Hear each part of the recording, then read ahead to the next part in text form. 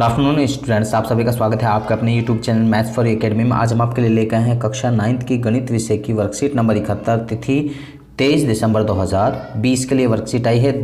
और अध्याय 6 रेखा और कोण, रेखाएं और कोण यानी कि एंगल्स और यानी कि लाइन्स एंड एंगल्स वाला जो चैप्टर है अध्याय 6, तो उसकी यहाँ पर वर्कशीट नंबर 19 और 20 की पुनरावृत्ति यहाँ पर हो रही है इसके अंदर।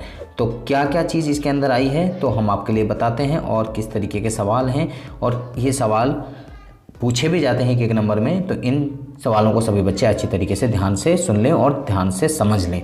तो पहला क्वेश्चन है यहाँ पर, प्रश्न 1, 68 डिग्री का पूरक कोण मीन्स होता है यानी कि दो कोणों का योग 90 डिग्री हो।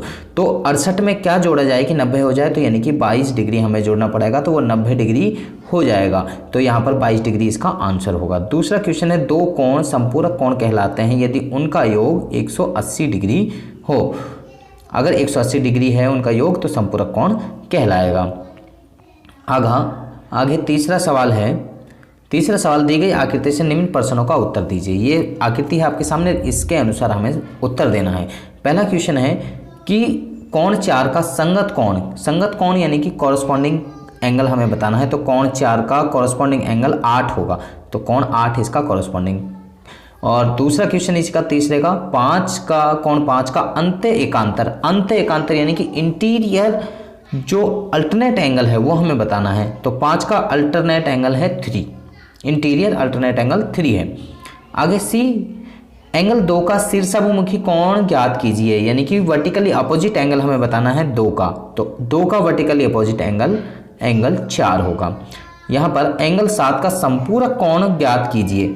संपूरक यानी कि जब दोनों कोणों का योग 180 डिग्री हो जाए, तो यानी कि कोण 7 और कोण 8 को अगर जोड़ दें तब भी 180 डिग्री होगा, या कोण 7 और कोण 6 को जोड़ दें तब भी 180 डिग्री होगा। तो इसलिए कोण 7 का संपूरक कोण 8 और कोण 6 दोनों के दोनों इसके संपूरक कोण होंगे।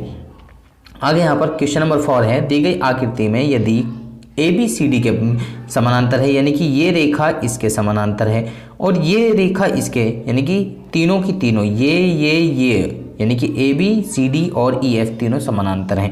आगे कहा जा रहा है कि MH KL के समानांतर है। ये MH जो है ये KL के समानांतर, यहाँ ये वाली लाइन जो HK है ये समानांतर नहीं है किसी के भी। तो MHD हमें याद करना है, तो MHD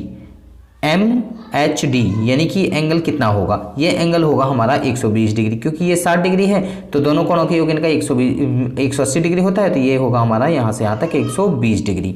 आगे HKL हमें फाइंड करना था, तो HKL होगा हमारा यहाँ पर HKL की बात कर रहे हैं, तो HKL एंगल कौन सा है हमारा, HKL। तो HKL एंगल हमें फाइंड करना है। तो HKL अगर हम इधर वाला कहते हैं यहाँ पर HKL, तो ये 25 जमा के 120, तो 25 डिग्री ये होगा और 120 डिग्री हमारा ये होगा, क्योंकि ये लाइन इसके पैरेलल थी, तो ये 60 का होगा और ये 120 डिग्री का होगा। अगर यहाँ पर तो ये 145 डिग्री का अगर इधर वाला कहा जा रहा है, तो इधर वाला अगर कहा जाएगा तो इधर वाला कितना होगा, यानी कि ये हो जाएगा 155 डिग्री और 60 डिग्री इधर का अगर जोड़ेंगे तो ये हो जाएगा हमारा 205 डिग्री का हो जाएगा फिर। तो इस तरीके से हम इसको इजीली फाइंड कर सकते हैं। आगे यहाँ HKB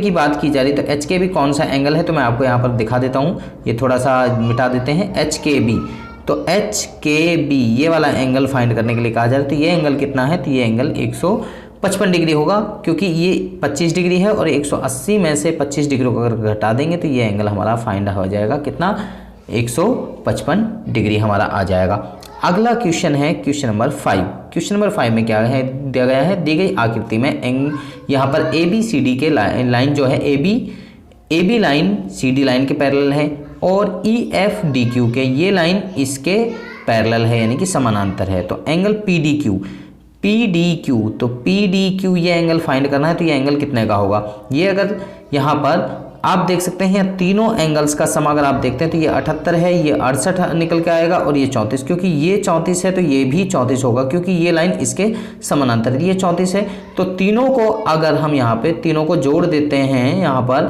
तो ये एंगल हमारा फाइंड हो जाएगा, क्योंकि तीनों का योग 180 होता है। 78 और 34 को जोड़ देते हैं तो यहाँ पर 112 आ जाता है और 112 को 180 में से घटाते हैं तो यहाँ पर आता है हमारा 68, क्योंकि 78 को और 34 को आप जोड़ते हैं तो कितना आता है 112 डिग्री आपका आ जाता है।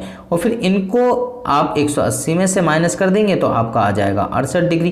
तो यहाँ पर ये 68 डिग्री हमारा हो जाता है, तो ये भी हमारा 68 डिग्री ही होगा। ठीक है जी। अब आगे यहाँ पे आगे आपसे क्या कहा जा रहा है तो मैं आपको बता देता हूँ। सॉरी, ये यहाँ पे मिट गया। तो यहाँ पर आगे आपसे कहा जा रहा है PDQ हो गया। अब AED, एंगल